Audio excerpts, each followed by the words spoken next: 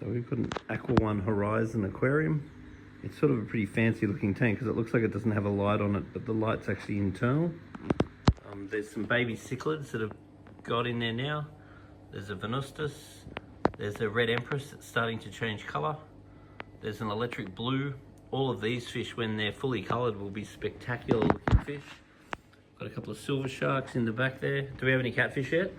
No, clear allergic to back here and a red tail shark. Oh yeah, they're cool. Oh yeah, so there's a clown loach there. A little red tail somewhere. Yeah, there he is. He's inside that thing there. Oh, yeah. Cool. So probably like some electric yellows that look nice. Yeah. Yeah. You could even get a few electric yellows just to get a bit of colour in there. You think you can get a catfish, eh? Yeah, I think like some bristlenose or plecostomus catfish would be a great idea.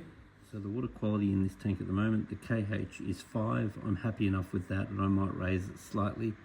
The GH is 15. So the salinity of this tank is near 0. So I want to add some aquarium salt, not GH salt, just to compensate for that. pH is 7.9, I'm happy with that. Phosphate and nitrate are low. There's a trace of ammonia in there. Not likely to be a big deal. So just a standard water change is what we're doing at the moment, and a standard filter clean. And then really we should be able to add some extra fish now. Tank's coming along quite nicely. Fish are all doing what they need to be doing. I'd probably add some electric yellows, maybe some plecostomus or bristlenose catfish. There's the little red tail shark. Beautiful. So what I've done now is clean out the media in the filter using water from the aquarium. Then the mechanical media, I'm just going to throw that away. I am going to put a new piece of filter material in there, and this bag will last for a long time. Every time we do a clean, we'll just use a little bit of it. And then I'm also going to put some polyfilter in, because this stuff is like God's gift to fish tanks. What this does is remove anything impure out of the water, and over a period of months it will eventually turn to black, and then I will want to replace it.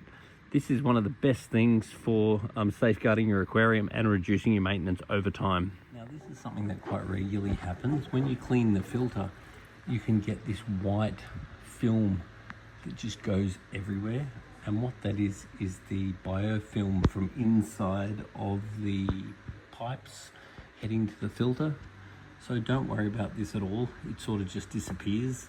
By all means, you can scoop it out with a fine net, but it's just like a film of bacteria, and it'll often shoot out of your filter when you clean your filter, but it doesn't really affect anything, so don't stress. I want to try and fatten up those silver sharks just a little bit. So it's common fish will actually eat it too. Yummy bio slime.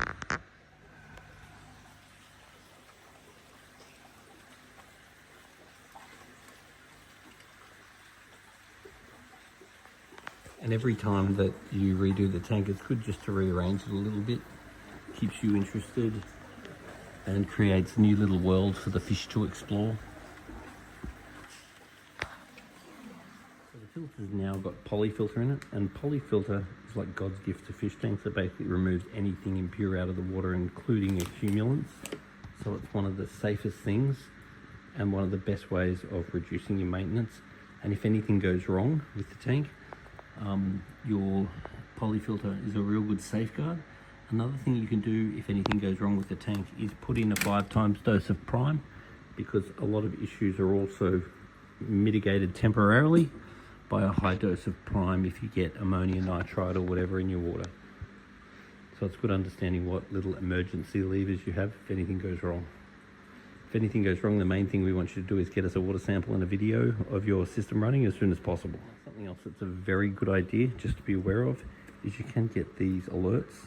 So you stick them on your fish tank, and then the 2 main things that go wrong, if anything is going to go wrong, is either you get ammonia, and therefore the dot in the center of this little alert changes color, or your pH will drop.